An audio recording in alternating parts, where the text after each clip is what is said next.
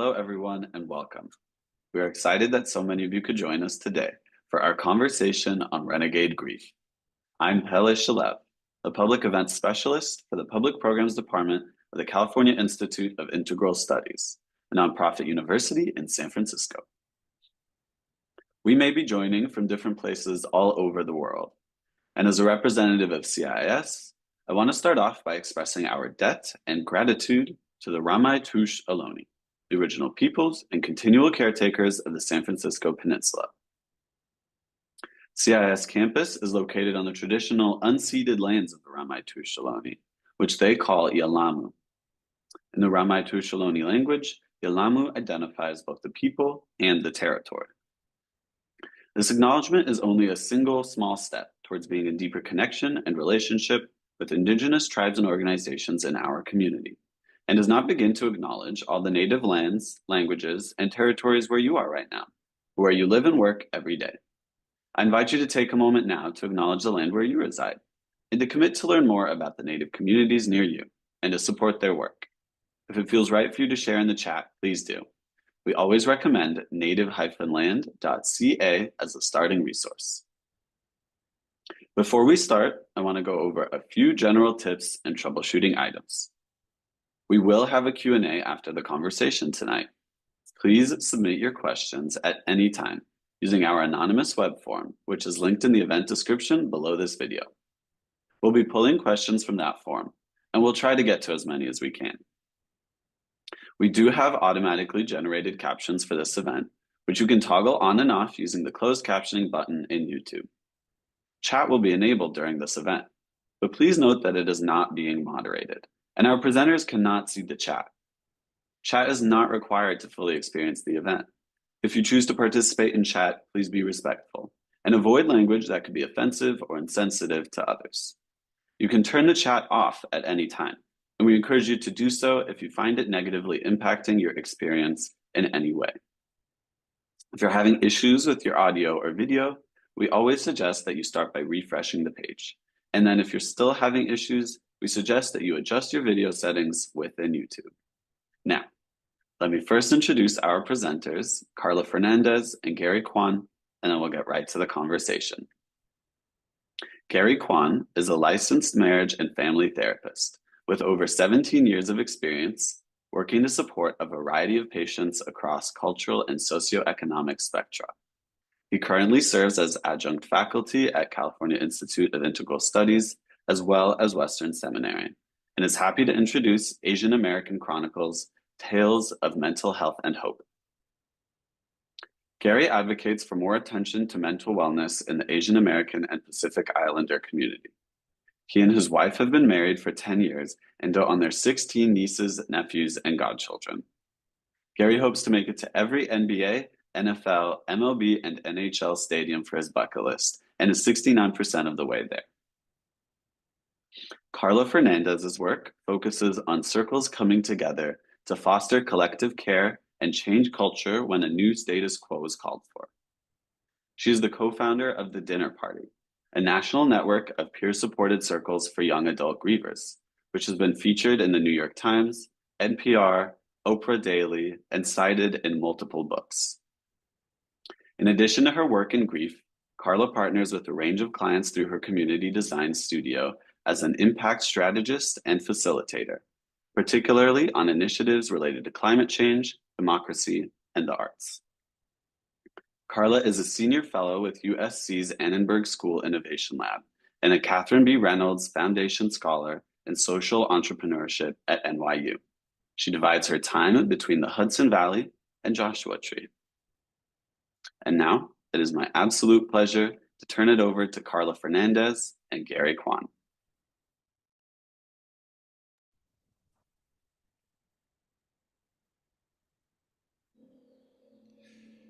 Good evening, Carla. It's nice to talk with you again. Hi, Gary. Happy to spend the next hour chatting.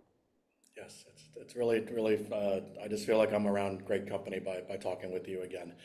And so I'll have a series of questions this evening, and I may jump around a little bit, but I've really enjoyed bringing your book everywhere to dinner, and it's struck up some rather interesting conversations around these fancier places in Las Vegas that I've been eating at. So amazing. Yeah, the first question that I think actually waitresses, wait staff, attendants have asked, how did the concept of renegade grief come about?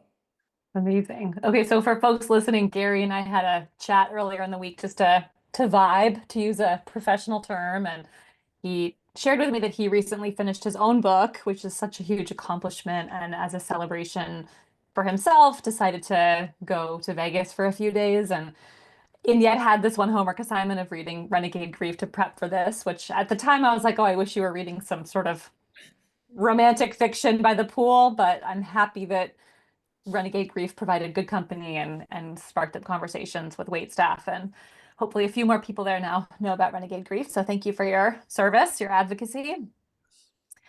So the concept of renegade grief, and it might be helpful for me to kind of define how I understand this phrase. I have found, and many others have found, that we live in a culture, speaking of, Western culture in the year 2025, that is relatively uncomfortable or illiterate or ill-equipped to tend to grief, to talk about grief, to support those who are going through it, to normalize it, etc. So in order to actually grieve well, to be in relationship with your grief in a way that's not part of the death denying culture that we live in, you like have to be a little bit of a outlaw, a little bit of a rebel. You have to swim against the stream a little bit.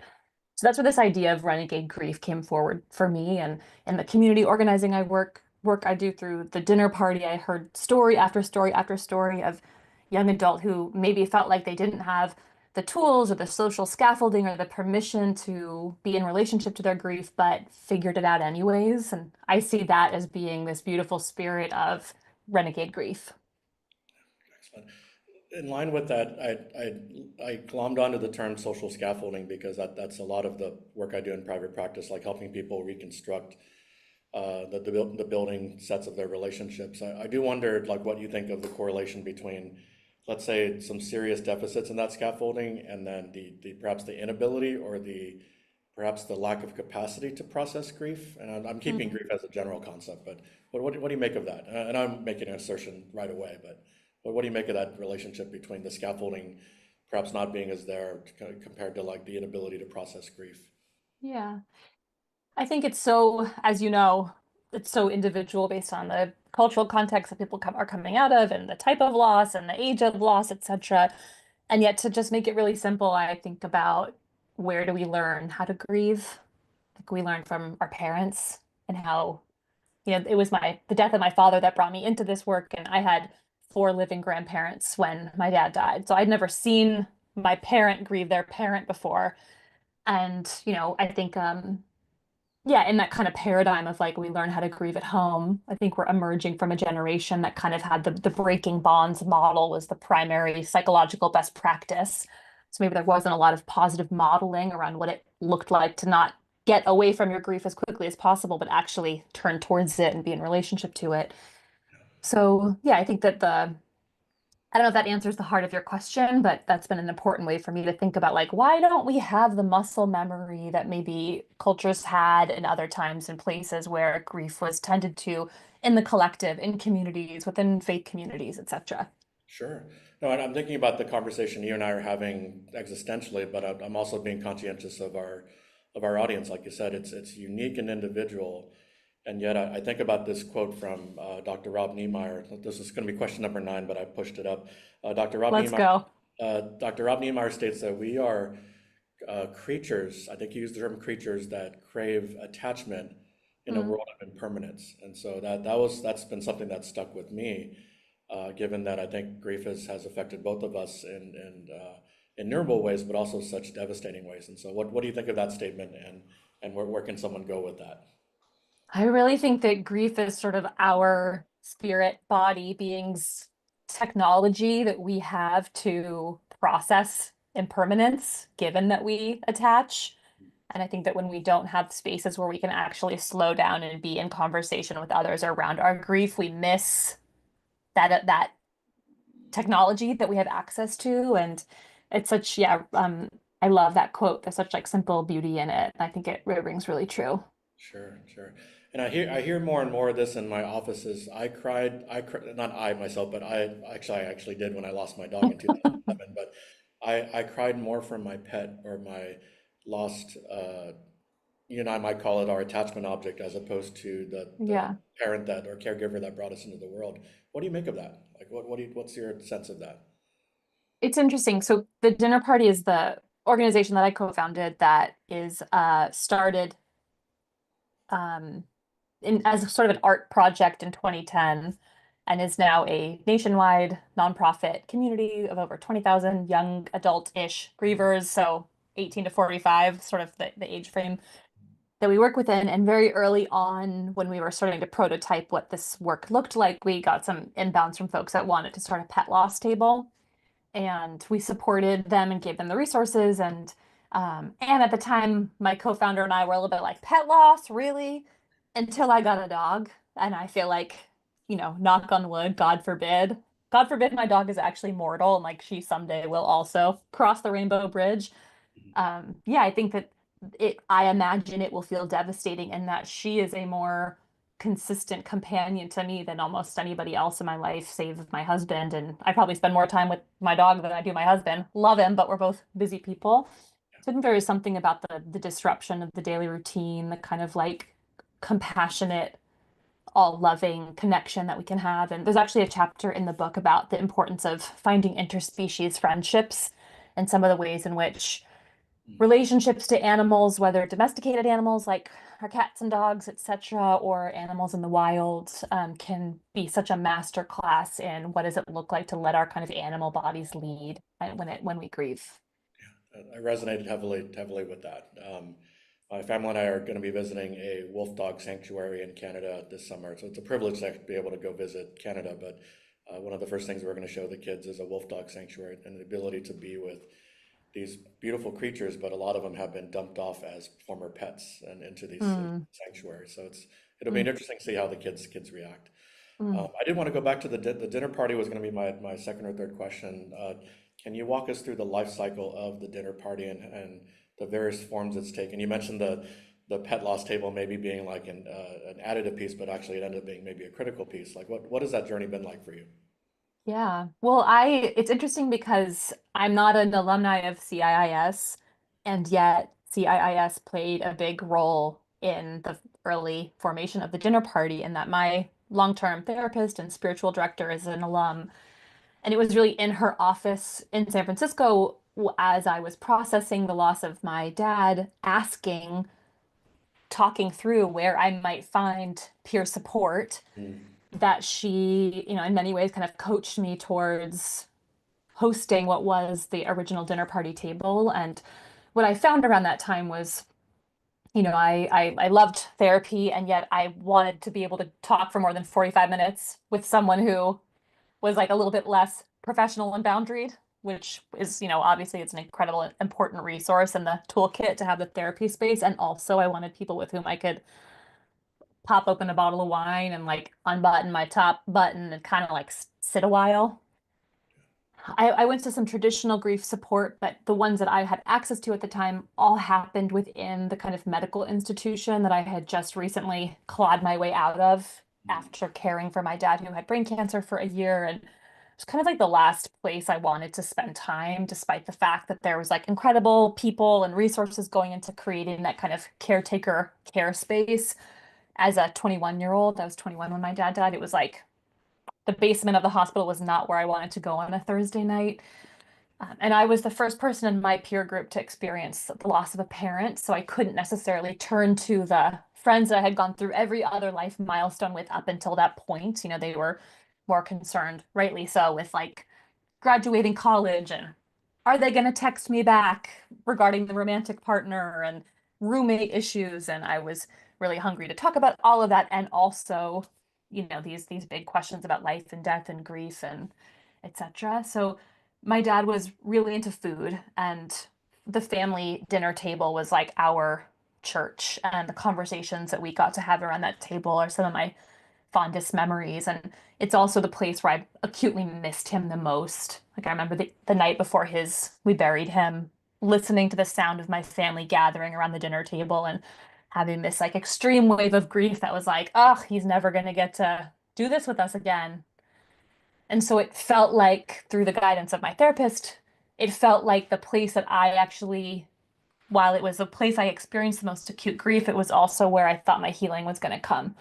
So I hosted a dinner and gathered other people who were in my age group who I knew had experienced a loss, even though like we'd never really had a time to talk about it before. And one of those people was a coworker of mine at the time named Lennon Flowers, who is later became my co-founder and our executive director. And so much of the dinner party is because of her incredible effort and brilliance. But this first evening was, 6 folks sitting around a table, eating dishes that helped us introduce the story of the person who died based on the fact that they had once been alive and had loved food and had recipes that could transmute stories in the way that food can. And we finally found a space where we could talk not just about the diagnosis or the death or the accident, but like, how are you navigating life as a young person with a loss experience as such a big part of your story? And that original dinner started to meet monthly, and then folks started to hear about it and want to join. And over time, my incredible therapist, in a very professionally sanctioned way, signaled to some of her other clients who were also sitting in the same leather chair at other times over the course of the week who were asking for the exact same thing. She finally did some professionally vetted networking of us, and that kicked off our first table in the Bay Area. And it's been this labor of love, but also this, there's always been more demand for seats around our tables than we've ever been able to accommodate, because I think in the end, it's not that we don't want to have these conversations, we very much do. We just haven't had the environments and the places or the connections between folks to actually go there in a way that feels comfortable and warm and human. Excellent. I want to go in two different directions, but the one I'll go in first, I resonate so heavily and personally with what you just shared. My grandmother died on my birthday in 2000, Mm, right around 25 years ago, almost to mm, last week.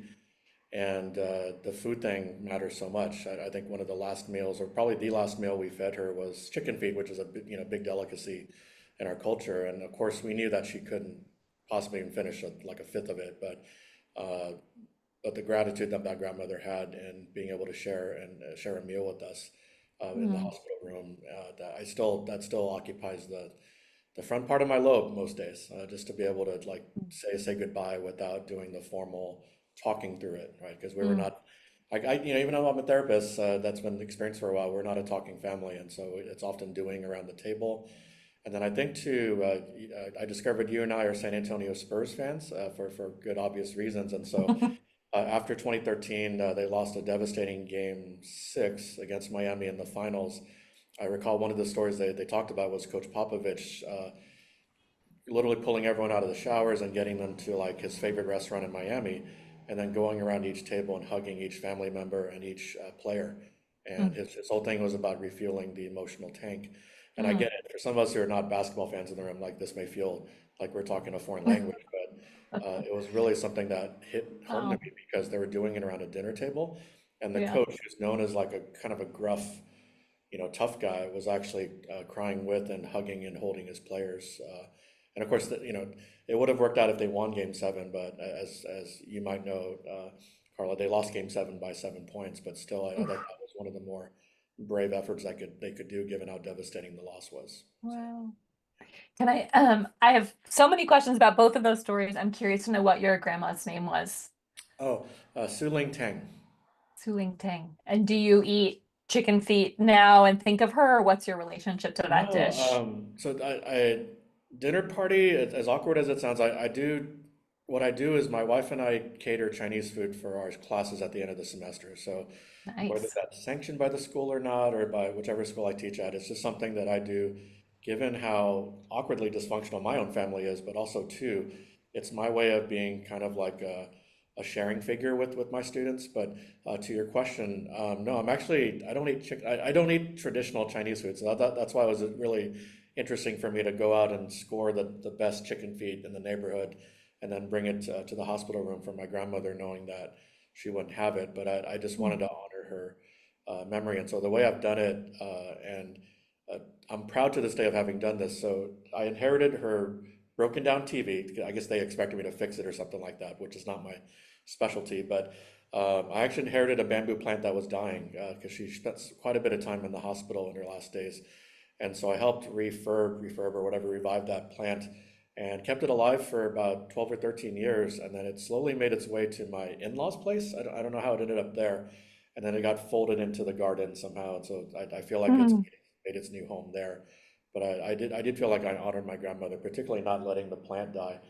And then, I'm not ashamed to admit it. I commune with her, and I'll be speaking English, and she'll speak in Chinese to me. And I recall those conversations very fondly because, of course, they're one way. But I always felt the most loved, genuinely by this person that loved me mm. dearly. And so to this day, um, not that I'm looking up and talking to grandma, but I'll think about how she might have responded if I made a joke or like messed up or something like that, because she really was very loving and accepting. Beautiful. Okay, I'm being called to introduce you to a store in Oakland called Planter Day, and it is owned by a host of the dinner party.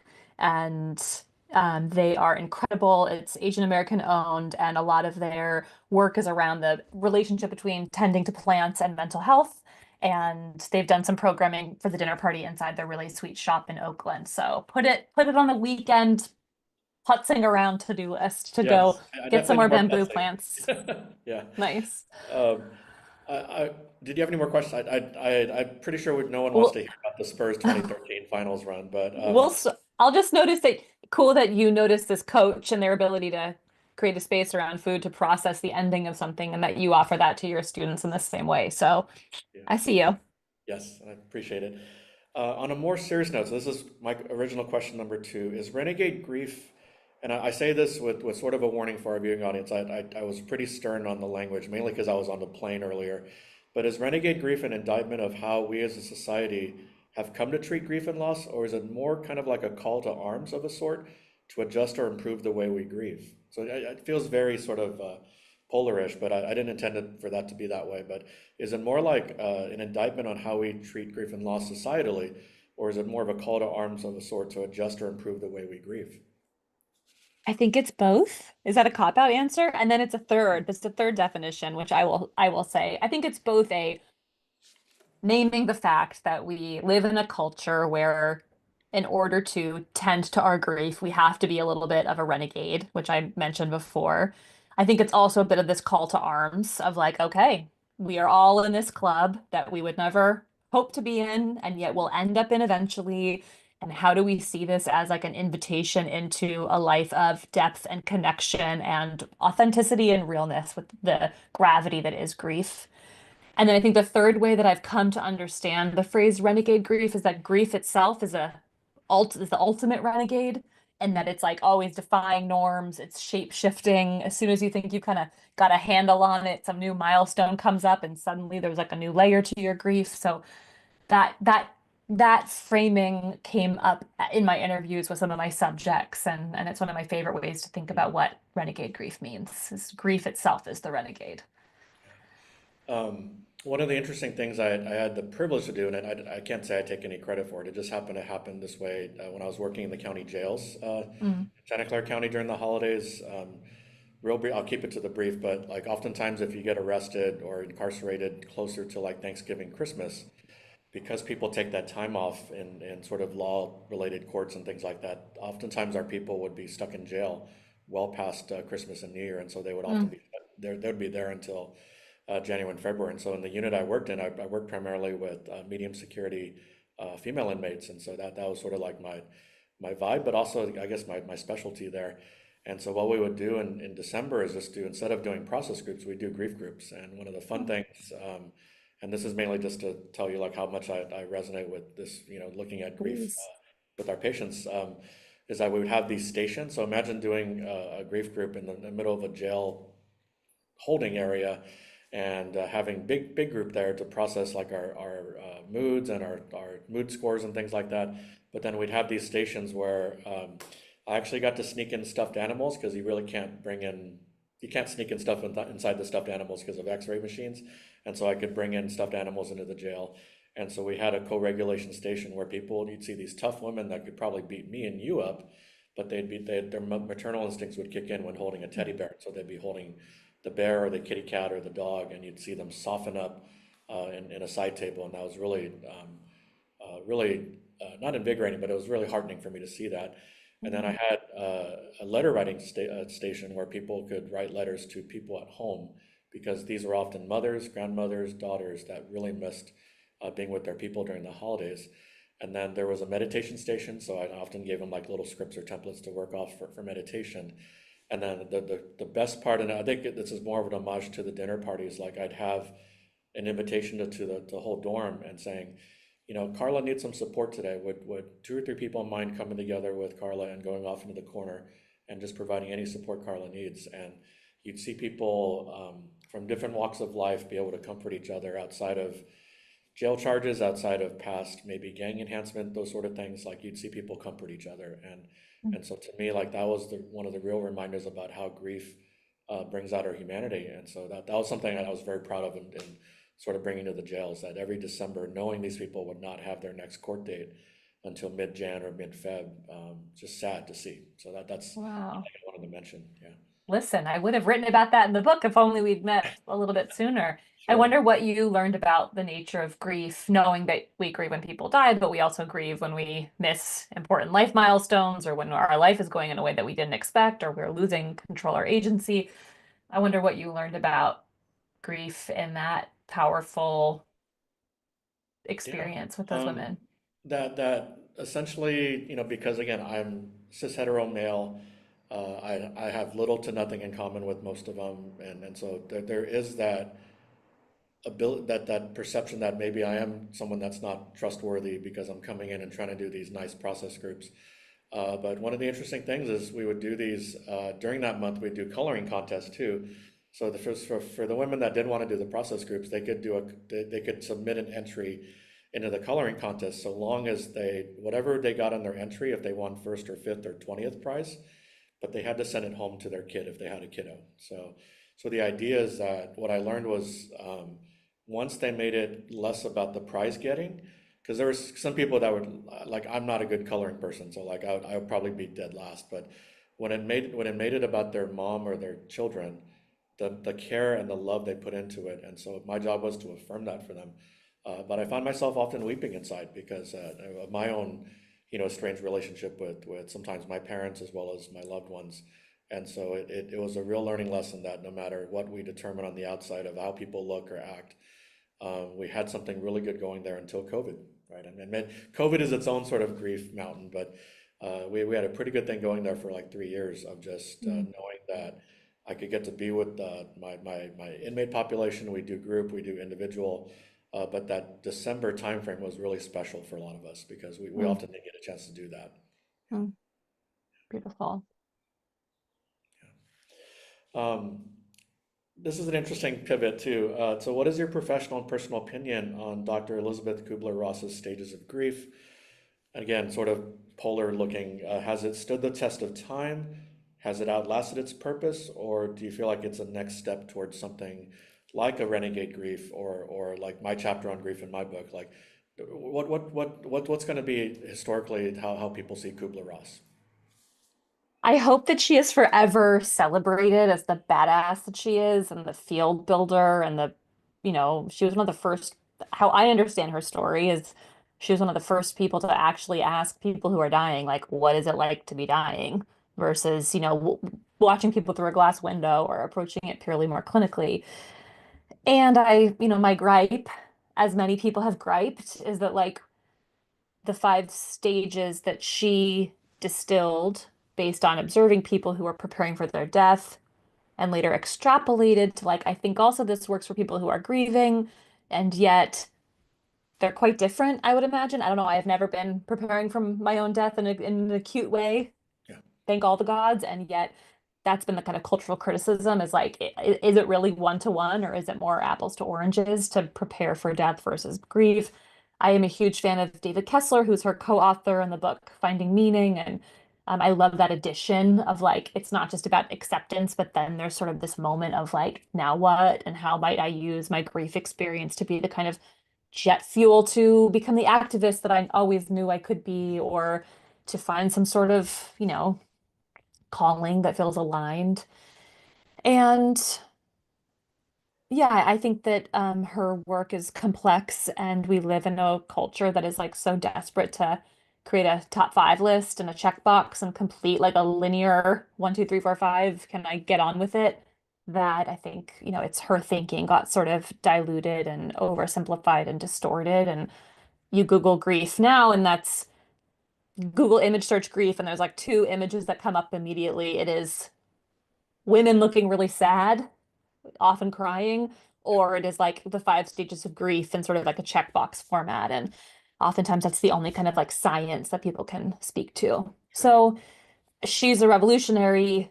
Her contributions are amazing. Some of her later work I'm obsessed with, where she's talking about like multidimensional mystical relationships to her patients from the other side. If that's your thing, I would definitely check it out. And she later kind of got disqualified or discredited because of some of the ways some of her later works were kind of out there, I think you could say. But yeah, big fan of hers, not a big fan of the way that her work has been kind of like squashed into this oversimplified 5-step thing. And yet like it's cool to see the continuing evolution of sort of grief science, bereavement science. I think about like the dual process model, and there's so many, as students and fans and faculty of CIIS know, probably just as well or better than me, there's like ever evolving research around what is this thing that we are doing as humans, and how do we get out of the Freudian breaking bonds paradigm that I think really screwed us up for decades. I think that will be the legacy for a lot of the, not to indict sort of the psychoanalytic realm, but I do think, the example I'll share is two examples. I showed to my classroom, I won't say which school it was, but I showed them a talk from Carl Rogers from 1961. And a student brought up to me privately, like, I can't believe this guy came up with all this wisdom. I'm like, well, that's because that's when we talk Rogerian, like we're literally talking about what this guy did, for a living. And I think that's the same reverence that you and I carry for Dr. Kübler-Ross. And the irony is like that model made its way into, I think you and I have similar senses of humor, but it made its way into this South Park adjacent cartoon called Robot Chicken. And if you all look up on YouTube, 5 Stages of Grief, Robot Chicken, there's a hilarious but also very poignant thing about a dinosaur basically getting stuck in quicksand and going through the stages of grief. And if that makes no sense, I realize it's dinner time, but it makes sense if you understand your own grief and how that tends to work. And but it's weird to see that it's made such a huge impact in the societal realm, and yet any number of things can happen at the end of a person's career, and good or neutral or negative. Yeah, Mm. yeah. Along that line, so I imagine our viewing audience your reading audience, they might want some applications on how to impart or imparting some applications from your book in terms of their own dealings with grief. And so would Yeah, you summarize things that have been helpful to your patients and your readers? totally. So, Renegade Grief is sort of the wrapper, WRAPPER, not there's not a rapper, Renegade Grief, at least yet. It's not my alter ego. And then within the book itself, the meat of it are care practices. So each chapter is an exploration of a different care practice. And I leaned in that direction because it was around these original dinner party tables where folks would come and say, listen, no one in my family is really leading by example, and yet I'm having this longing to fill in the blank, whether it's write a letter and put it in a bottle and throw it in the river, whether it's build a fort in my backyard where I can go to be away from my dad who's struggling with drinking after my mom died, whether it's training for a marathon in honor of a cause, whether it's, over and over and over again, these incredible stories of resilience, of agency, of creativity, of finding ways to not just like busy yourself, but really let your grief move through, metabolize, process, be in relationship to it, as opposed to the like, let me, never talk about this person ever again, or let me maybe post something on Father's Day on Instagram and then kind of not mention him for the rest of the year. So the meat of the book was really like, great, once we've decided that we want to be or are attempting to be renegade in our grief and deviating from the status quo that would have us ignore our grief, what does it actually look like? What do we do now? So folks that read the book will be presented with these like three big chunks, the kind of three acts, and there are practices within that that are about honoring your past, honoring that person, honoring the relationship you had with them, honoring the person that you were in relationship with them. There's a whole chunk around being with your present. So what does it look like to actually kind of, to use a technical term, raw dog your experience of grief and like be in it? And how do we build the personal tools and practices that allow us to not run? And then the third act is creating your future and really looking at different ways that we can weave, not like, the silver lining wisdom of grief. Like some of that language is just nauseating because it's heartbreaking and hard, and none of this is about like finding the silver lining.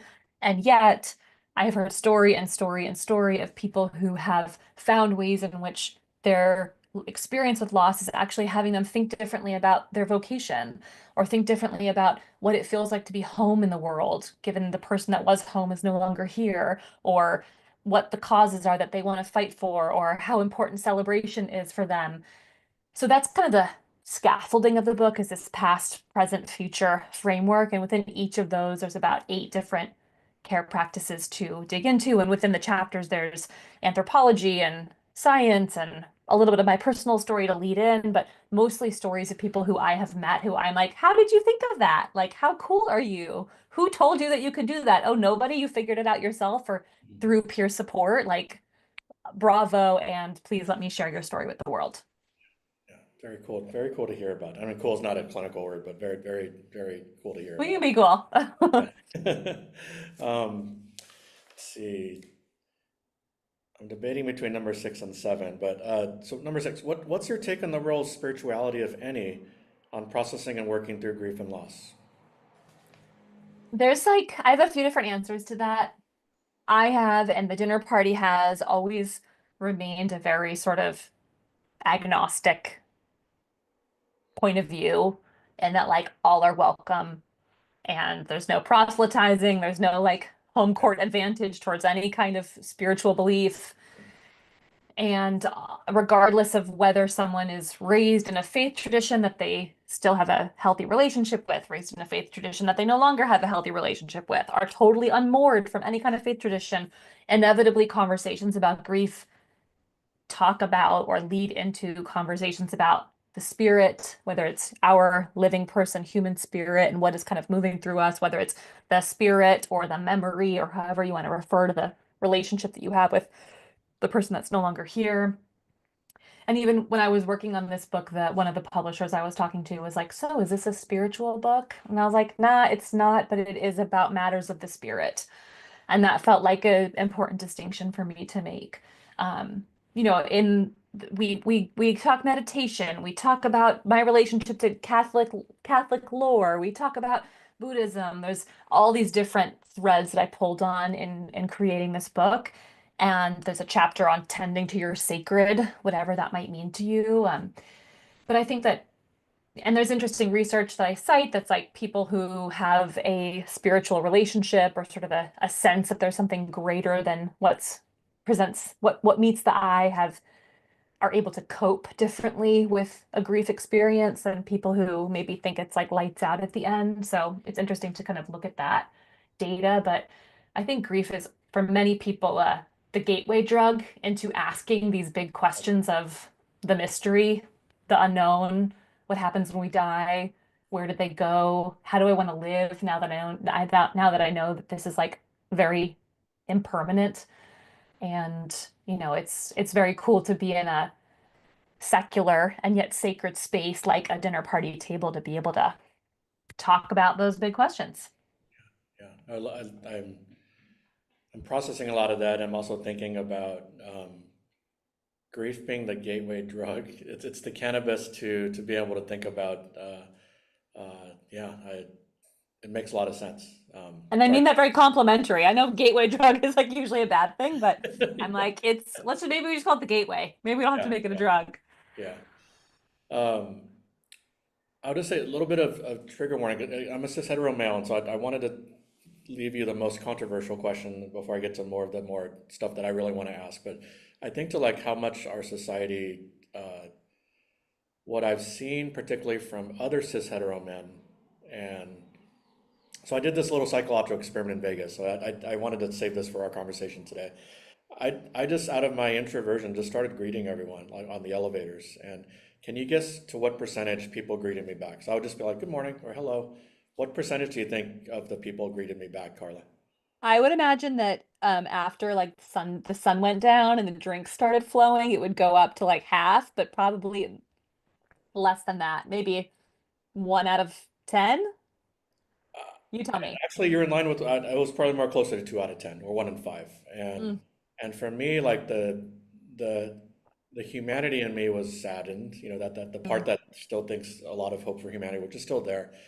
But what I noticed from other men in particular was either like dismissive glances or, and I don't know what it is. I don't have an answer today. Like this is all anecdotal, but I do wonder if some of this is, and I'll just name some of this. You have a particular political party that's now in charge. You've got the propensity of more of these male initiated violence activity. And I can't think of a better way to say it, but male initiated violence actions towards people. And I wonder how much of that for you as an expert, I think both you and I are experts in grief, but like, what do you attribute that to? Like, and can grief be not not an excusable reason? I want to be very careful in the way I'm saying that, but can grief be a part of that consideration for someone that's doing an assessment, a mental health assessment for this? It's usually a cis hetero male. I can't think of any other type, personality type in that way. So what do you think of all that? it feels like I think about the Surgeon General of the United States, who's the person who's reminds us that cigarette smoking is bad for us, is now the person that's like actually the biggest health crisis of our era is social isolation. And the fact that you can be in a shared elevator with someone and greet them good morning, and we've lost the kind of social network. And I don't mean the Facebook social network, but like our ability to connect with others and losing the social skills to be able to like turn to sweet Professor Gary and say top of the morning to you. And I think about, COVID as an experience that eroded so much of our ability to connect. I think about, I don't know the stats off the top of my head, but the cis hetero male suicide rate is steadily increasing. There's, lack of spaces to go where people aren't just the worker at work or the head of the household at family. I think about Robert Putnam's incredible book, Bowling Alone, which came out in 2000, where he's like, listen, guys, we don't have the social capital anymore that we used to have. We don't have the bowling clubs. We don't have the Rotary. We don't have the places where we can be in community. And sometimes, you might think that like grief and social capital are disconnected, but actually, the reason the dinner party has to exist is because people are craving spaces to come together and connect around these conversations, and we don't have those third places anymore in the same way, or we're having to recreate them in this new era. There was an incredible article in the Times around the election that the New York Times that talked about at the root of so much of the polarization that we're experiencing is actually latent, untended to grief related to the pandemic. And like, how many times have you heard the phrase hurt people hurt people? Yeah. There's so much unprocessed grief at the root of pretty much every kind of social infraction.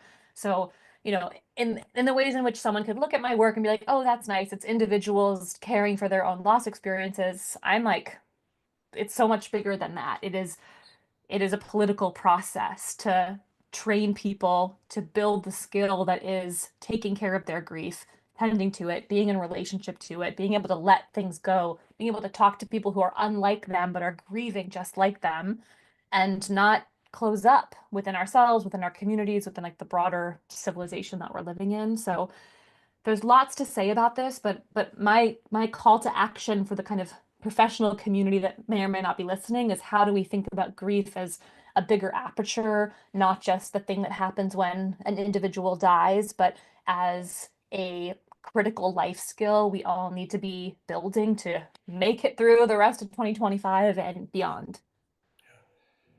It's powerfully shared, and I appreciate the vulnerability and bringing that up. It's not an easy topic, and it's oftentimes the type of question that might get me shut down in a casino or, like in a public place like that.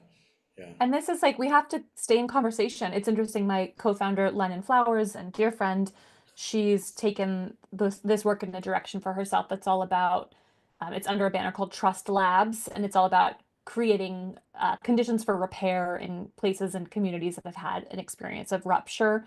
And I encourage folks who are interested in looking at this, how do we bridge the divide, um, body of work to check out Trust Labs. Trust Labs. Okay. Okay. Excellent.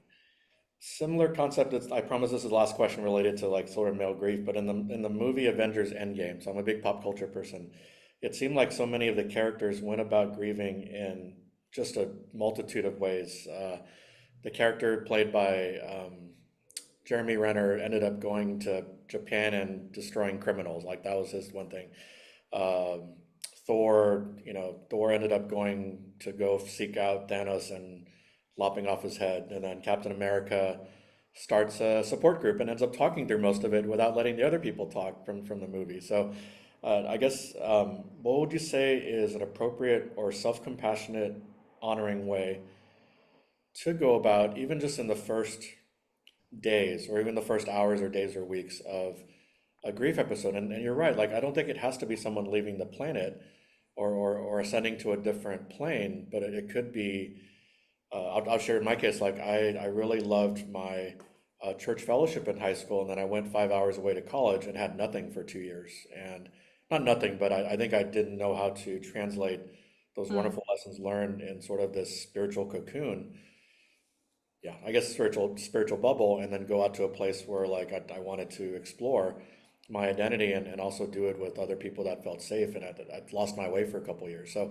like what would be this could be the dinner parties, but also maybe in terms of individual grief work, how might you go about it?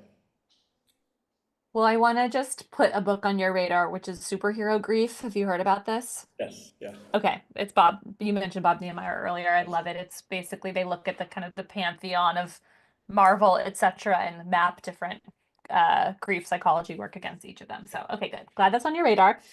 So your question's like, what do you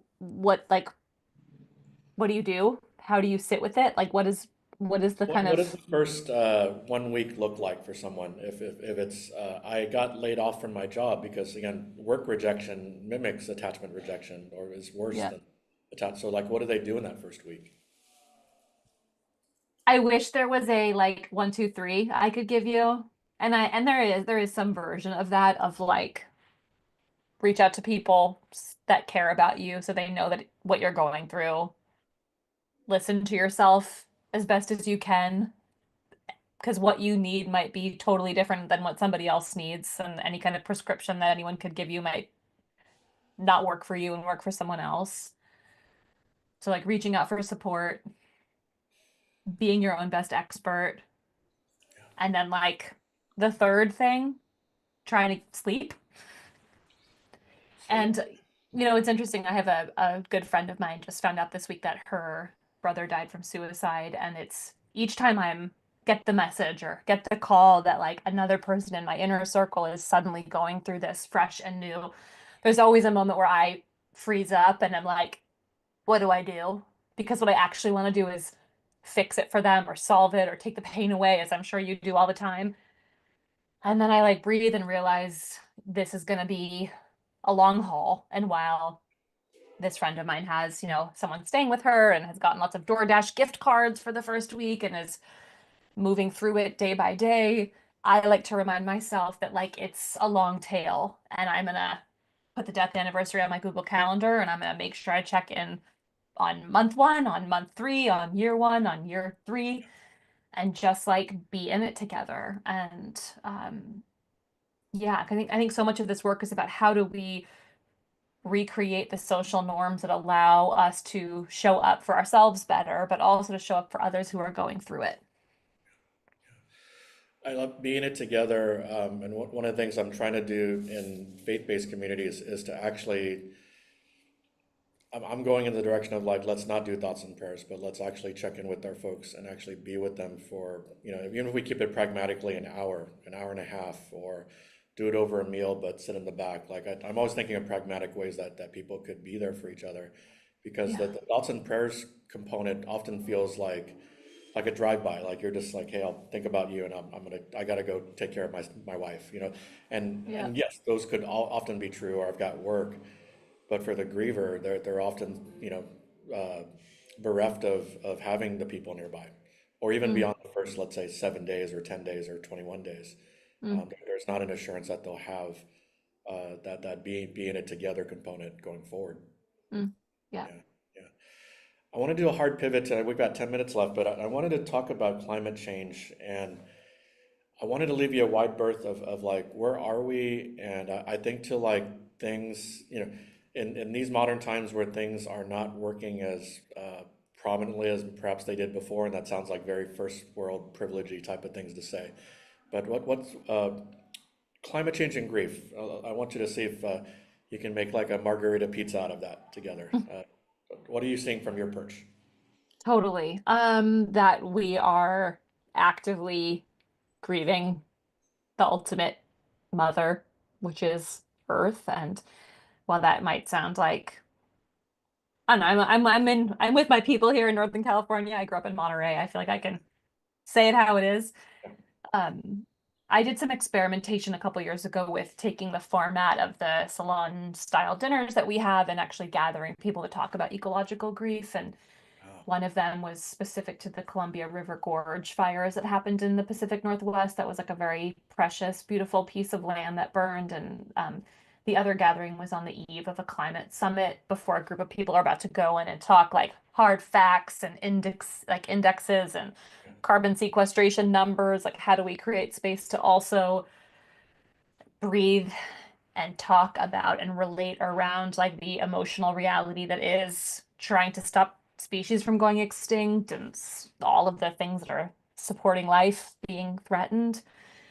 And I'm so happy to see more people and training and like cultural awareness emerging around the fact that like, oh right, I am grieving the fact that my favorite neighborhood in Los Angeles, including my cousin's home, burnt to the ground. yeah, Or like I'm grieving the fact that the my favorite season in California in late summer is now like this nervous system ratcheted up fire season threat. And I'm grieving the fact that all of these nations around the world that have contributed the least amount to climate change will suffer the greatest amount yeah, because of the repercussions of it and just like the heartbreaking injustice that is inherent in that. And I really sit in a place of like, we can't actually do the work until we've grieved it. And if we don't tend to the grief around it, chances are we will ostrich our heads in the ground, paralyze around it, not talk about it. I'm reading a Joanna Macy book right now that I'm really loving called Active Hope. And she talks a lot about the importance of creating containers where we can come to terms with the fact that there's a lot of despair, but if we ignore the despair, we can't then move through to the other side, which is the repair. And so I'm appreciating that. And I hope that, and when I look down the trajectory of my life, I hope to take the work that I've been doing and apply it more to the ecological grief side of the house, because I feel like I need it and other people yeah. need it too. And there's incredible leaders working in this space already on that. Excellent. Yeah, that feels like, from what I know of you so far, that's going to be the legacy project or projects for you. Ooh, Um, I like that premonition. yeah.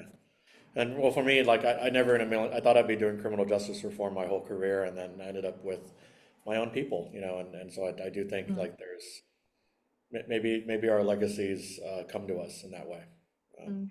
yeah. Yeah, and an invitation for folks to reach out who are interested in that work or are in a place where they could fund and support the evolution of that work. So I'm easy to find on the internet. Very cool. Last question, Thanks. and this is an amalgam of the last two questions, but some wisdom that you might have, Carla, to share with, burgeoning and or struggling therapists. So burgeoning could be like they're doing awesomely, or therapists that are like, for instance, like I'd say a fair amount of my students are probably struggling with either early onset burnout or just burnout running into these systems that may not be in their best interest as they're, as they're expiring themselves to serve our patient populations. And so I think about those things oftentimes before I lecture. And so just some hope or encouragement you might have for the audience, but also students or people that might encounter your career or your book. Yeah, sorry, that was a run-on Mm. sentence. Um, yeah, the thing that comes to mind is like, regardless of what you're working on or who you're working with or the depths of despair that you might sit in as you empathize with someone, is to maintain space in your life for joy, pleasure, togetherness, your own friendships. I feel like it's so easy when we hear the call to be in a healing profession or a caring profession to just give it all. I'm not the first person to make the like put your oxygen mask on first joke, and I don't even know if that's the right metaphor to use anymore, but I feel like in order to show up in a healing profession, we have to be as close to whole as we can possibly be. And while it can be hard to practice what I'm preaching right now, that's sort of the thing that I consistently have to remind myself. Yeah, excellent. Um, I have one more question. I think it's probably apropos to send it to Q&A slightly early. That way we can take in any number of questions that might be coming down the pipeline. Cool. Um, how how do you see your career playing out? We're talking about legacy. Like, what do you see the next 2 to 3 to 5 to 7 to 10 years looking like for you? Like, what are your passion plays, and what do you want to see Hmm. happen in our field? Thanks for asking. I'm asking ChatGPT the same thing for myself. What do you think? Um, I am I think that this book will be, I'll ride the wave of this book as long as it decides to move. I'm on the board of the dinner party now. I like to refer to myself as the fairy godmother, and I will continue to support the organization. And a lot of my role is in fundraising and just bringing the resources in to keep the team staffed so that they can do the matching and the training, etc. So always looking for supporters in that way. Um, a lot of the work that I do outside of my work in grief is around bringing groups of people together who are committed to solve some sort of social problem and figure out what are the conditions within which we can form the coalition or create the impact network or make the roadmap or action plan such that we can actually move the needle forward on some of the issues we're working on. That might all sound vague, but it's because I thematically and sort of an interstitial role that moves between different organizing groups to help design and facilitate that sort of coalition building work. So I'm really excited to continue doing more of that. And I'm really excited to have a chill summer. I live in upstate New York in the woods, and I'm after kind of being stressed out for 5 years working on a book, as I'm sure you can appreciate. I'm ready to like drink a beer in the creek and hang out with friends. And then back to school season, I feel like I'll, get some new school supplies and figure out the 5 year plan. But for now, the 3 month plan is be present for Renegade Grief and see where it wants to take me.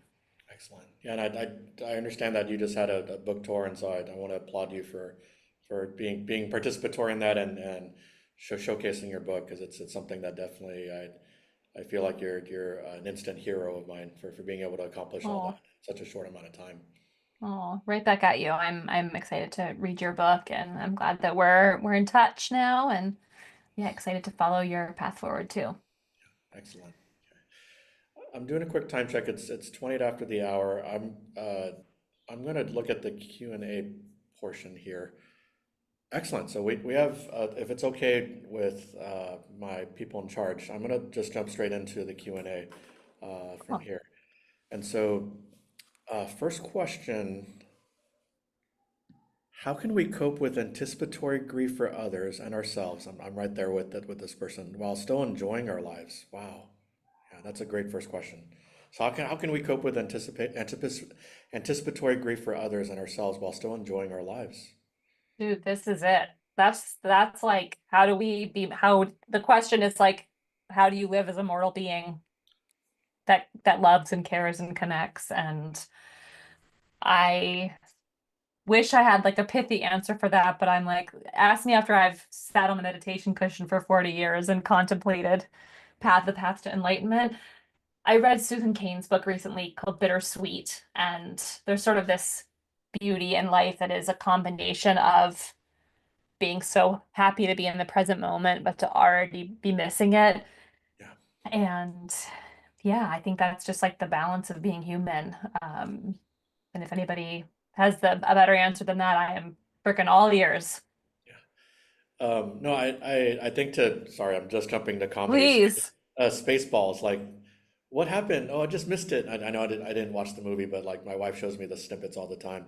But Amazing. the Spaceball character is like just missing the moment, and they just, oh, we just missed it now, and we just missed it now again, and yeah, it can certainly feel that way. Yeah. Uh, I came back from my book tour and this is a personal story. I came back from my book tour and I was kind of strung out because of a lot of travel and not a lot of sleeping. And I woke up and I had one of those like 3 a.m. wake ups. And the thought that was going through my mind was like, oh my God, all the people that I love are going to die. I was like, my mom, my brother, my husband, my dog. And I was sitting there being like, girl, you just wrote a book about grief, and this is like it's your first night off, and this is what you're waking up at 3 a.m. thinking about. And it was just such a humbling reminder that like even if people say like, oh, you're a grief expert. I'm like, the more I learn about this, the more complex it gets. Like I hesitate to call myself an expert because it's like only ever expanding in its complexity and its beauty and its like shape-shiftingness. And I think that was a moment, like a vulnerable moment I had where I was like, got it, wrote the book on the topic, and yet still an active experience relationship of like, how do I manage my anticipatory grief? The fact that I'm mortal, the fact that yes, I've grieved some family members, but I have others that are living, and it's gonna absolutely, to use a technical term, blow when I have to say goodbye to them too. And sure, I will turn to my book in those moments, and also I will be totally, I'll get my knees knocked out from under me. And that's kind of like the painful beauty of being a human being is like we can have the tools and we can have the support and we're going to be okay. And we can also anticipate that like it's going to be absolutely brutal. I think one thing I will add is that George Bonanno was a researcher at Columbia. He's done some really interesting research. I think he was one of the first people to do like a pre-post of people that were grieving and studied them before they experienced the loss. And what he found was that like a lot of people anticipated that their experience of a loss was going to be way gnarlier than it actually was. And they were mm, like, actually, I'm going back to work in 2 weeks, and I actually feel like I can do that. And like, is there something wrong with me? Am I not grieving hardcore enough? And I always was struck by that. If I think sometimes we can anticipate that something's gonna just like destroy our lives, and yet we get there and we wake up and make coffee and get the kids ready for school and find the strength and the resilience to like move through even our greatest nightmares. And mm. and sometimes it breaks us. Sometimes it's not, that's not our story. And he talks a lot about complicated grief in that instance. But that was sort of a rambly smattering of reactions of both like I feel you and also maybe like the anticipation is worse than the actual experiencing of it sometimes. Yeah. I just want to say for the person that did ask the question, it sounds like what I interpret is that we get to still enjoy our lives because we have these, like the thing I thought about, not that everyone dies, but I get maybe 8 to 11 more summers with my parents, right? And it's that thought came after the Oof. last one, and that's not a fun one to, driving back from Sacramento to San Jose thinking about for 144 miles, but that's what came to mind. Yeah. That's when I'm like, get me a milkshake, in and out, somewhere Yeah. between somewhere between Sacramento and Yeah. San Yeah. Jose. And I think Right. the other thing I would add to that before we move on to the next question is in the kind of people who are in the club of folks who've experienced a significant loss that gather through the dinner party, there is often a little bit of a resonance around life is short. I mean, this all ends up sounding like trite Hallmark sayings, but having lost someone in many ways gives you a greater appreciation for the preciousness, such that around the dinner party table, we often hear of stories of like, if I want to do the trip, I'm going to figure out how to do the trip. If I don't want to do this job, I don't want to do this job. If this isn't my person, like moving on to the next. Yeah. So I feel like there is sort of when we know grief, when we know that we're anticipating it because we've lived through it, there is an sharpening of our senses that happens. There's sort of a Mm. there's like a deeper empathy. There is like a clarity that can come with it that means that we will make the most of the time that we have. And so I invite folks that are listening to just like reflect about the ways in which your loss experiences, whether it's a capital D death loss or otherwise, have actually given you the information you need to live better in the time that you have. The term I would think about dorking out about it is recalibration. By having been part of the club or the clubs, it almost certainly recalibrates the way we see the world. Um, yeah. So interestingly enough, like this, my last brief sharing. So my grandmother died on my birthday. My sister is born on the same day, and so April 17th carry, and it's also tax day, by the way. So halfway kidding about that, but like those four events in the same day is just, you know, and I find Whoa, myself April going. 17th. What do you do on April 17th? I often get a seasonal flu. My body shuts down around April 11th, and so can you imagine trying to get this book published around that time? But that's why I needed that time when we talked on Monday, just Mm, lounging around and not even watching TV, which was available, but just to be with myself and to tend to my body and soul because and I do neglect my body as a therapist too much, and so I need to get back into some good exercise and mindfulness practices. Um, good thing that's right around basketball, when basketball season gets yeah, really and that good too, too. like catching the highlights. Yeah. The second question is geared more towards capacity, I believe. So, how do we balance making space for grief without being consumed by it? Um, it's a great question. I think that like our powers of compartmentalization are awesome. The fact that we can lose someone and in most situations be back at work in 3 days and still pay the rent and still care for the other family members that need our care, I think speaks to our kind of ability to be resilient. Um, I hear of people like putting it on their calendar, which feels kind of like a cop-out answer, but I think it's real. There's something about being a part of a group like the dinner party that means like, great, on the first Thursday of every month, I'm going to sit in a crew of people and be like, what was real in my grief this last month? And carve space out to actually reflect on it such that it doesn't come shooting out in an unexpected moment. Sort of with the regular pressure valve release that can be. And yeah, I think th those are the kind of the initial thoughts that come to mind. And I think that there's like a question that I hold around when do we feel like we can't go there because we really can't, because we're a teacher in front of a room of children. And when do we feel like we can't go there because we think that like maybe the friend that we're hanging out with doesn't have the capacity to meet us? And like maybe we could try to act to be real in that moment and talk to them about our grief and see what they have to say and sort of stress test that moment. So yeah, like when is the holding back really necessary and when is it like an opportunity for us to kind of like lean into our own vulnerability a little bit more? Yeah, yeah. I've been, this has been lapsing through and through my mind. I think to the dinner parties as almost, without having experienced one myself, they seem far more of a believable, pragmatic practice than, let's say, an empty chair technique, right? And I'm just saying, like anecdotally, I've had a handful of the last people Mm. I've gently offered the empty chair work to do with someone that's no longer there, and they've been primarily API, so they've sort of they've done the Homer Simpson meme where they sort of like back away, and I understand that completely, and so if anything, I'm excited to see what like Bay Area offerings there are for the dinner parties because I could see resonating with other people that have gone through it, and one thing I noticed in group therapy at the place I practice at in Sunnyvale, once someone shares whatever it is that's the connective grief tissue, it's almost like their countenance changes and they're engaged. They're part of that group conversation now. And so I think to not that I'm not poo-pooing on the idea of doing like the empty chair technique, but it's more of like having the in it together thing, that component. Mm. Yeah, yeah. Yeah, Just wanted to the share what that.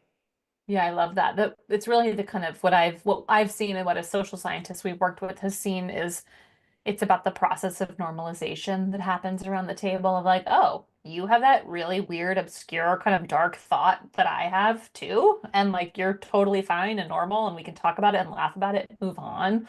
Yeah.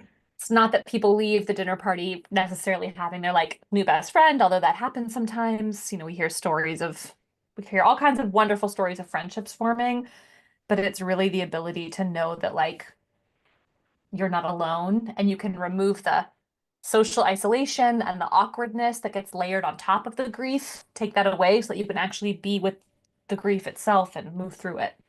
Yeah, yeah, excellent. We have a great viewing audience because these two questions that are still on the chat, I'm trying to pick one existentially. Let's go with this one.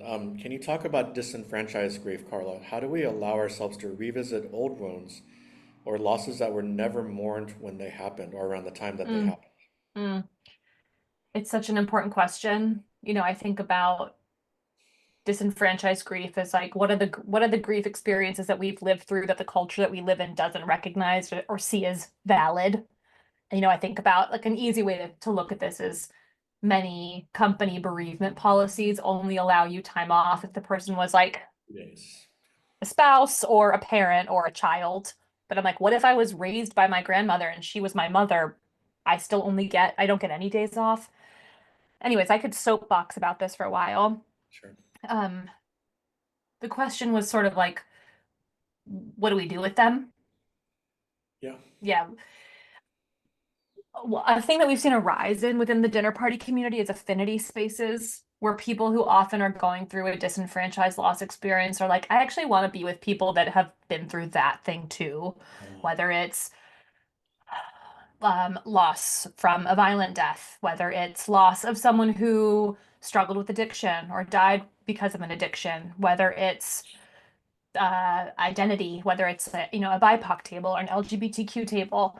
And while yes, grief can be this great universalizer, and anyone who's experienced a loss can break bread and connect and meet one another, there's something specifically powerful that happens when you're in a space with people who feel like home and who have lived through the same disenfranchised grief experience that you have too. So that's one thing that I would recommend is like find people who get it because they've lived it.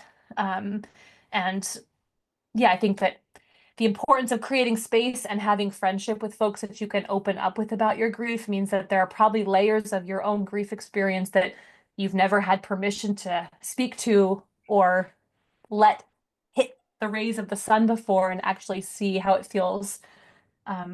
Whether it's a loss that happened as a child or a relationship that wasn't validated by the culture that you lived in. There's so many different ways to look at it, but it's a really important work.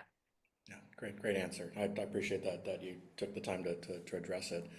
Um, what might it look like to introduce grief as this is sort of my realm, like what it might look like to introduce grief as a part of life, especially to younger people like children, not just as a response to loss. So I guess my Gary Quan way of adding to that would be, does it have to require that we actually have that loss or grief episode in order to learn about grief, or could we, and I don't love the term they use politically related to like indoctrinating or any sort of those terms that I find not to be useful or not to be helpful at all. But like, how would we go about introducing, even in measured bits and pieces of grief? Because I don't think we would have to waste or spend $18 in our precious money to take the kids to a Pixar movie. But I find like Pixar's, cornered the market on, you can't see it, but underneath I'm wearing the Up shirt. So like, the Nice. first 10 minutes of Up is a heartbreaker for everyone. And to those that have been disenfranchised parents, to those that have lost a spouse, any number of things, to those that never got to do the journeys they want to. So what would it look like in Carla and Gary's world to introduce grief as a part of life? I like this Carla and Gary's world. So, I mentioned earlier the like, where do we learn how to grieve? It's from our parents. And I think there's an opportunity for those of us who are like, okay, cool. There's some cultural repair we need to do around how we talk about grief, how we model what it looks to show up for one another. Yes, we can all show our kids Coco or, whatever Pixar movie it is that has the particular ancestral reverence storyline that makes sense for you. But we'll never know what it is like to be grieving until we've lost that person ourselves. And yet there's something so powerful about being a young person who is making the care basket that they're passing over to the person's house, being a kid who knows that their parents are checking up on a friend on the year anniversary of someone's death, being a kid who is hanging out with other kids because their parents need the day off to just tend to their own grief, like allowing the fact that we need space and community support when someone's experienced a loss to be part of everyday life, because guess what it is currently, it's just not talked about. It's all around us all of the time. So I'm excited about the possibility of like a new generation that is not terrified of grief in such a way that we might be now, because they've watched people go through it. Yeah. They know that when it happens to them, there will be someone there to check in on them on that 1 year anniversary, etc. Like, to me, it's this question of how do we create a more intact culture where we have each other's backs. And I know this sounds kind of naive in this particular moment that we're living in, but I'm feeling really emboldened by the kind of focus on strengthening our local communities. And I think one of the ways that we can do that most legitimately is showing up for people as they are grieving and showing our kids what it looks like to do that well. Mhm. Yeah. No, I'll confess, I don't have any children of my own, but we have a ton of nieces and nephews, like was mentioned at the beginning, and Nice. um, I I'd like to think I model for them what it looks like to grieve, certain losses, but I also think to one, they're not my kids, so I have to hand them back once we're done playing with them, but also to you know, uh, 3 or 4 of my nieces, they don't have the grandparents around for any number of reasons, and so when it's Grandparents' Day, guess who gets to show up, right? And so it's Hmm. heartening, but it's also like you could see the glimmers of these 8 and 9 year olds saying, "Where's Grandma and Grandpa? Hmm. Where's Auntie? Why is she at work? I thought she was going to come visit, right?" And so what I try Hmm. to do is just sprinkle small snippets of they're sad that they can't be here with you. Or in my case, I missed the last 2 grandparent visits or grandparent celebrations with these kiddos, and so I told them how sad I was to not be there with them. And this 9 year old kid, Molly, tells me, "Oh, that's okay. You'll come to the next one, right?" But it's teaching, it's sort of modeling, like normalizing that Hmm. piece of it. There's I, there's two resources I want to point out. There's the Dougie Center, which is in Portland, and there's also a place called Judy's House in Denver that are, whenever I get the text message that is like a friend looking for resources for grieving children, I just direct them straight to either of those.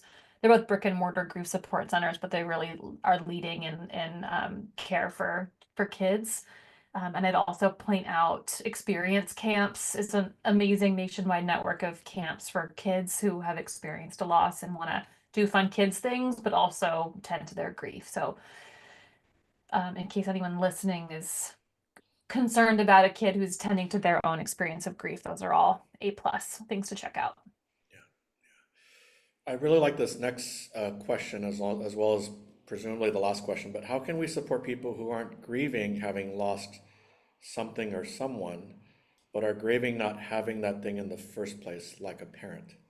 And Mm. I suspect, I don't want to read too much into this, but it could be, I had a close friend that just had a miscarriage, and so like we're trying to come alongside them, and but they're also dealing with the shame and embarrassment in our culture of not being able to produce children, and so we're trying to get together a karaoke night, right? And that because that's their love language, karaoke, which is not my love language, but it's theirs. And so how do we can we sort people who aren't grieving something specific, but are grieving not having that thing in the first place, like a parent? Mm.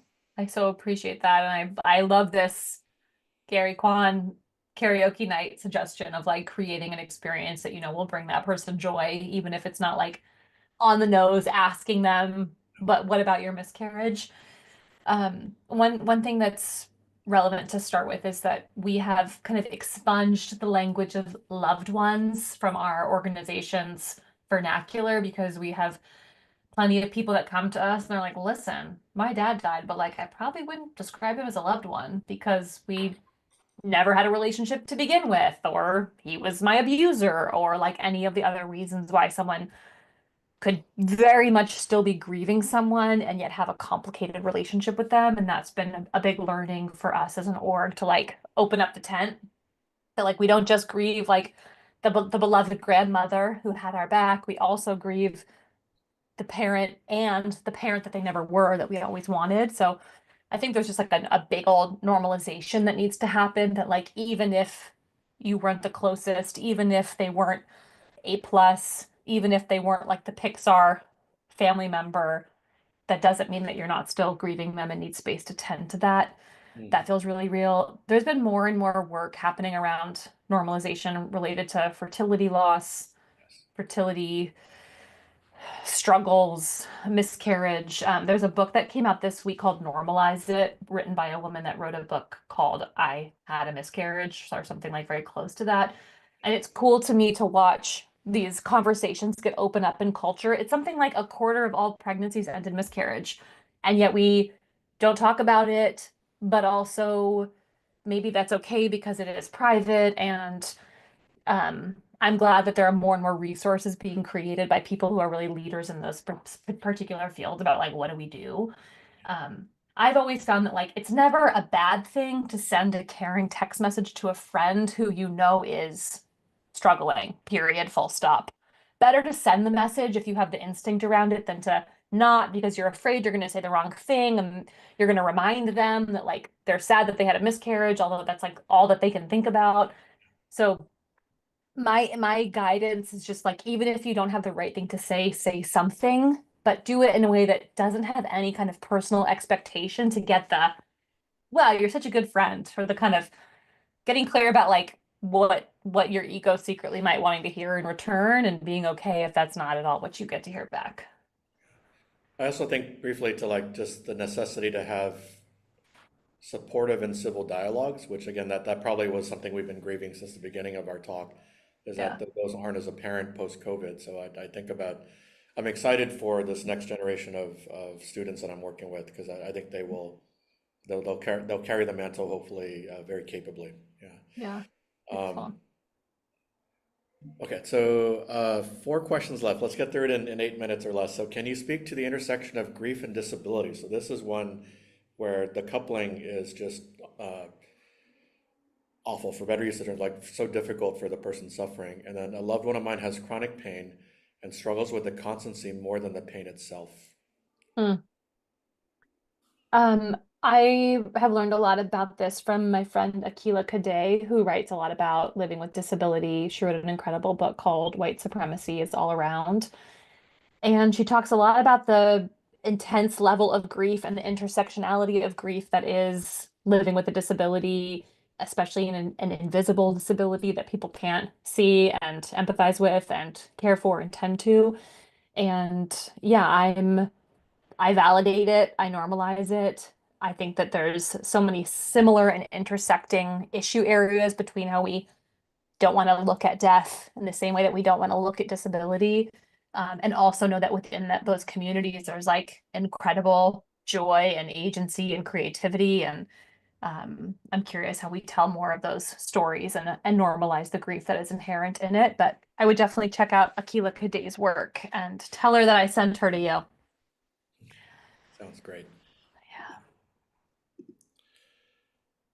How can we ask the grievers in our lives for advice in our new grief process without diminishing their long-term grief? So I'm actually so how can we ask grievers in our lives for advice in our new grief process without diminishing their long-term grief? It could be the lack of sleep and not enough coffee, but so how can we ask grievers in our lives for advice in our new grief process without diminishing their long-term grief? I don't know if that resonates with you, Carla, but What I get from that is if I'm a new griever, how do I turn to the people that I know that have experienced a loss before and that like makes be like, sense. what's coming? What's it like without diminishing? I wouldn't, I to me, if that's what the question is about, there's nothing diminishing to me when a friend comes to me who is experiencing a loss and wants to intimately, vulnerably connect about their experience. You know, yes to the I statements that like someone could someone could be like, two people could be on the 5 years since the death marker and be in completely different places and relationships are different. And comparing mind is something that we need to be like very concerned about when we are tending to grief between people. Yeah, I think it's a powerful thing to reach out and to connect in that way. And, I think there's like some platitudes and openings that you can use, like, I don't know if it's like this for you, but, or I'm not sure how this experience has been like in your context. However, give them the out to be like, actually, that wasn't my situation at all. Yeah. But I'm like, I wouldn't worry about, yeah, I would maybe name the concern that you feel around the potential of diminishing, but don't let that get in the way of the connection. I love that piece of it. Yeah.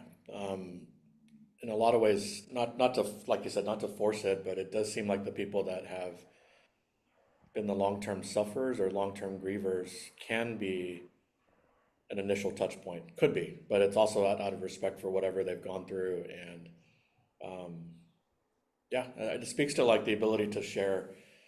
And I want to make sure that it's not that I have to suffer in order to be able to pass on a gift to someone else. Certainly, that's not the way I think we're thinking about it. But that these folks can access those pathways to help other people if they want to, for their own, whether it's healing or for their own benefit or for the benefit of humanity. I wanted to clarify that I'm not trying to say you have to suffer in order to be helpful or useful to other people. That's certainly not what we're thinking.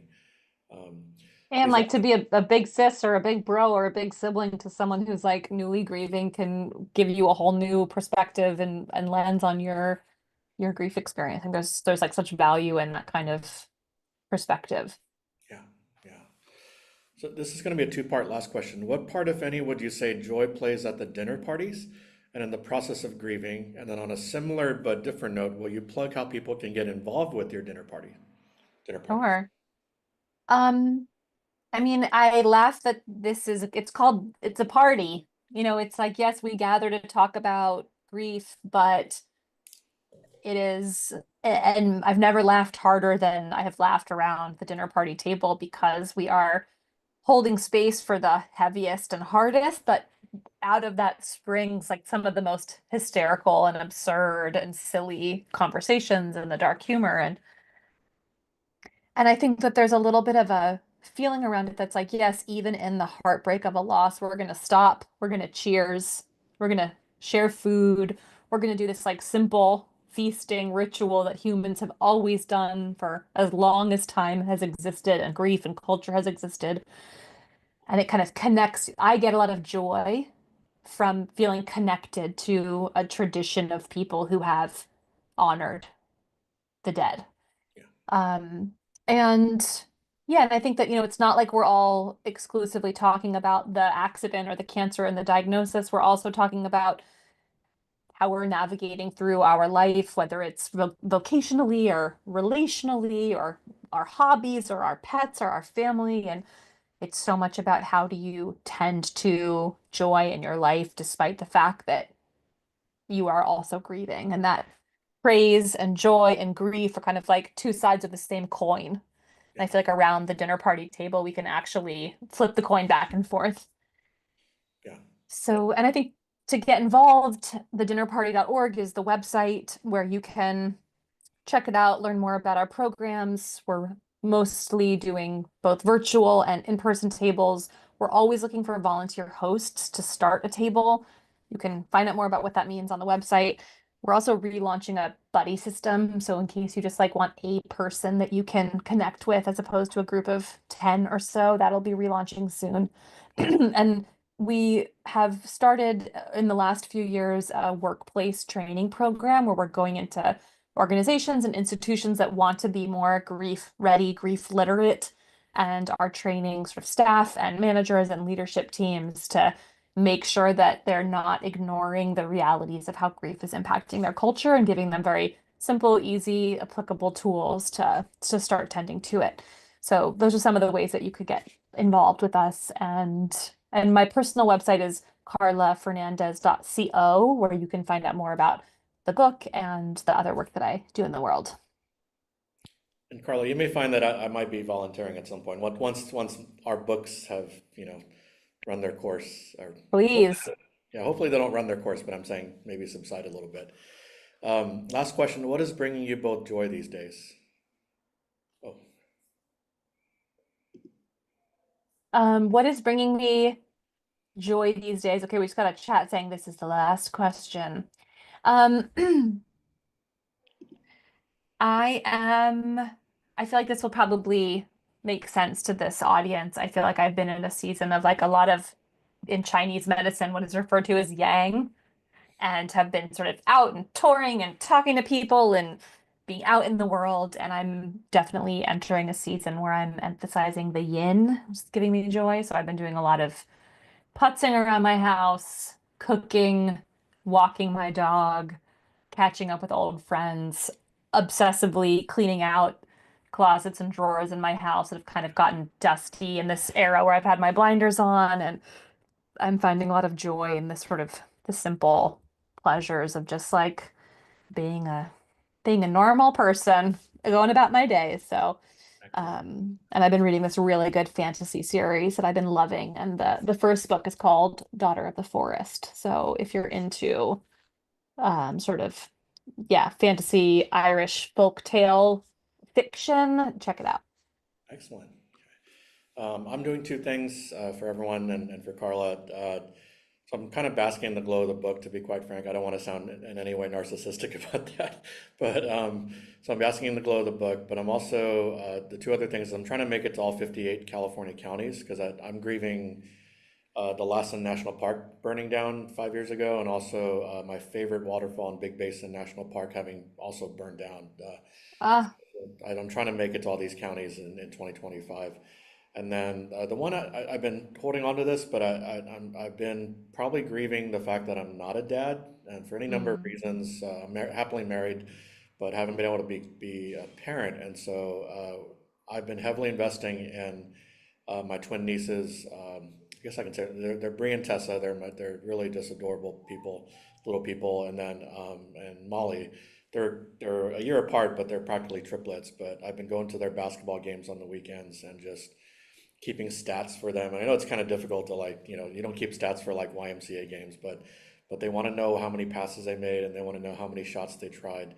And I want to feed into that curiosity about the world. And so for those, and you'll see this in the book and the acknowledgments, Carla, like I'm here because I get to be a really loving uncle to 16 incredible people that have either grown up or on the process of growing up.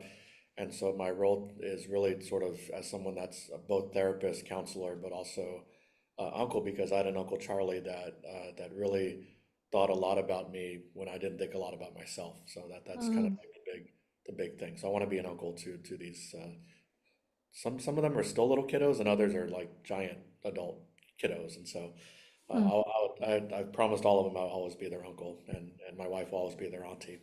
Yeah. Wow. They're lucky to have an Uncle Gary helping run their fantasy basketball stats and be having their back. It's such a beautiful role. I feel like aunties and uncles are underrated and are such important people in our lives. Briefly, the twins asked where I'm going to be buried. I mean, these are like 8-year-old girls, so like the, so we're talking about the stuff that matters to these guys. Yeah, Amazing. yeah, yeah. Hmm. Well, Ms. Carla Fernandez, thank you so much. I feel like both of our conversations, I think our Monday one was also just as fun, if not funny.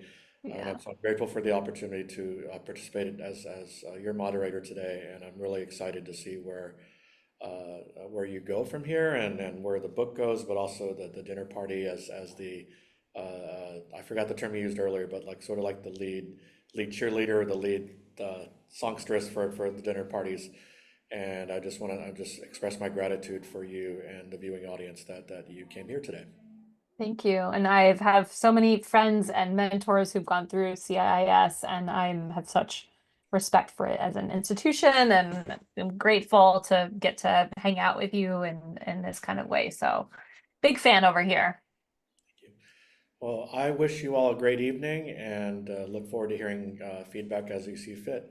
Thank you, everyone. Have a great evening. Thank you.